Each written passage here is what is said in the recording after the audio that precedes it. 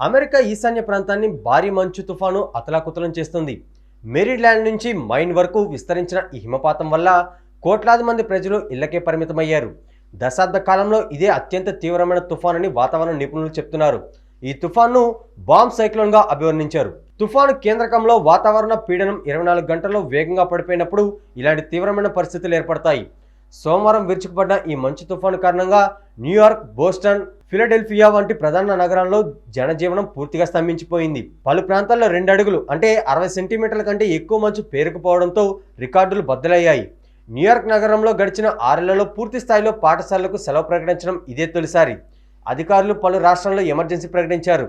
తీవ్రమైన గాలులు, హిమపాతం కారణంగా రవాణా వ్యవస్థ కుప్పకూలింది.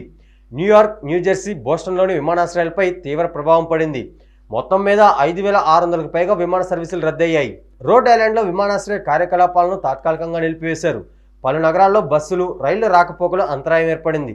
దేశవ్యాప్తంగా 4.5 లక్షల పైగా ఇళ్లకు విద్యుత్ సరఫరా నిలిచిపోవడంతో ప్రజలు తీవ్ర ఇబ్బందులు పడ్డారు. గంటకు 83 మైళ్ళు అంటే 133 కిలోమీటర్ల వేగంతో గాలులు వీచాయి. న్యూయార్క్లోని సెంట్రల్ పార్క్లో 19 అంగుళాల మేర మంచు నమోదైంది. రోడ్లు నిర్మానుష్యంగా మారడంతో కొందరు పౌరులు స్కీయింగ్ చేస్తూ కనిపించగా, యూకే నుంచి వచ్చిన పర్యాటకులు టైమ్స్ స్క్వేర్ నడిఒడ్డున డ్యాన్స్ చేస్తూ కనిపించడం విశేషం. కనెక్టికట్లోని చారిత్రక నౌకలపై నుంచి మంచును తొలగించడానికి సిబ్బంది శ్రమించారు.